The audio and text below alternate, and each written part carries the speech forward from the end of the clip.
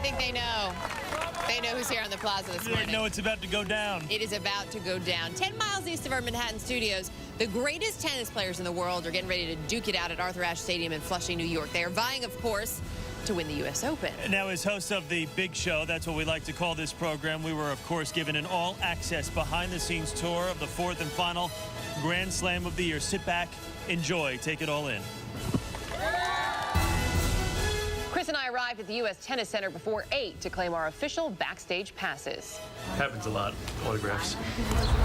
Where we met up with our tour guide, former pro turned commentator Justin Gimelstob, who was once ranked 63rd in the world. There he is. What's up, guys? How are you, Justin? Good to see you. Welcome to the greatest tennis tournament in the world. Justin figured the best way to go behind the scenes at the U.S. Open was through the eyes of the players. So this is totally off limits to the public. This is just the players. They come right out of the cars, and this is where they go right before they head to the locker room. Exactly right. And you're constantly reminded of greatness looking at the pictures.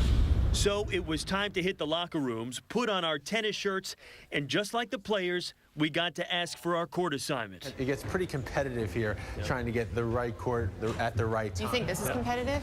You should see Raggy at 5:30 on Saturday morning. Woo! Even before we got started, Chris was already talking trash. You might want to tie those a little tighter. Yo, bump up the jam, bump it up, bump it up. You got to tell Chris, just because he grunts louder, it doesn't mean he's going to hit a better shot. Yo, bump it. Justin may have defeated Agassi in '97. No! Yeah! Woo! But he was no match for Raggy and Hill in 2009. All I'm saying is, I'm glad Raggy's my partner. So this is the walk at the center court. Every player does it. And this is where... How are you feeling when you did this? What is it like? What's going through your mind? It's stressful. You're thinking about what you need to do to be successful. 22,300 people, screaming New Yorkers here. It's got to be just one of the great feelings in sports. You can just feel the immense size and intensity, and the fans let you know it. This is where we, come to relax as players now at the U.S. Open. Chris and I are in the Players Lounge. This is where all the players come hang out between matches. You can see you got all the big screen televisions, little foosball right here. It's all right, Justin. You'll win next time. Don't worry. It's okay to be beat by a girl. It's all right. Along the way, we checked out the racket stringing room. Look at this. Workers spend 2 weeks restringing the players' moneymakers. Cool job, but not as cool as a ball person. You gotta get up 400 really fast. Really? And there's no jogging. 400 people compete for 75 open slots and the right to chase down tennis balls at the U.S. Open.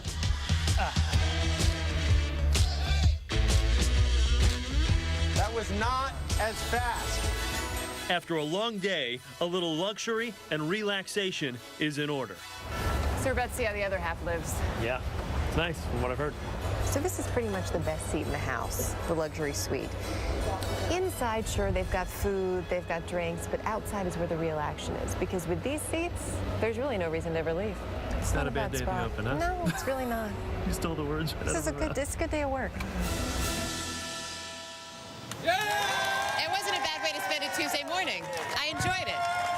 That's one of the other great things about being here at CBS.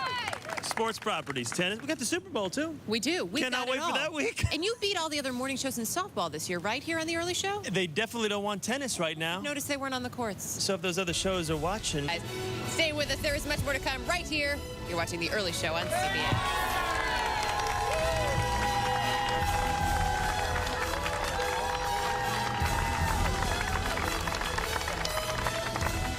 It wasn't a bad day. No, it was not.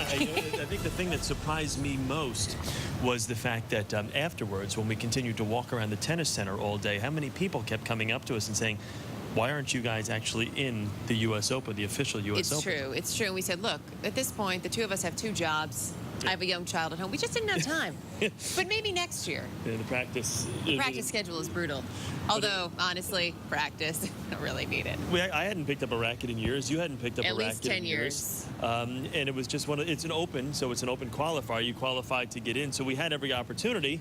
We did. And it was right up until the very end when you pull the whole, I've got a child at home that I have to take care of, and I that have would things basically to just do. kind of We're starting disqualified us. preschool next week. There's a lot going on in our house. I'll let my son be the tennis player. But I'll tell you, was that not great though? Walking out onto center court when we had a chance to, we had the chance obviously go and see everything, but We to walk did. out on center court and to see some of the professionals practicing, just to hear the echo. It's an incredible sound. We were talking about it's the echo of that ball when they hit it with just such force and such determination, and to hear the echo of that pow, pow, Yeah. pow of the ball, and just to stand on center court Yeah. there, Arthur Ashe Stadium. I mean, it's an incredible feeling, and really, I'm so grateful that we got to do that. Yeah. Because honestly, I never would have made it there as a tennis player. Let's be realistic. No, don't sell yourself short. There's a reason you didn't see my shots. You were a tremendous partner. Let's repeat that high There we five. go. I mean, that's how about that for a high five, everybody? I mean, We're going to win the U.S. Open of high fives. that's where mixed doubles teams are made right there. It's not how you play, it's how you high five after you win a point or two. Amen. Straight set winners, folks. If you didn't see it, go online. It's there and will be there. The in magic and the perpetuity glory live forever. on. Our one chance to see it just a couple of minutes ago. We dominated on the tennis court. Owned it. We may be America's best mixed doubles morning television team in the history I think it's possible. of all television. I really do. You've seen the video. Now for the real thing. Give it up. That's how it's done, folks. That's how we do it here at the Early Show. That's how we rock on CBS. We are really playing up the whole tennis We're angle. mildly pathetic, but that's okay. We're all right with it. One shining moment. Give us this, would you? Let's go inside to Priya David right now. Who's got more of this morning's headlines? Hi, Priya. Hi.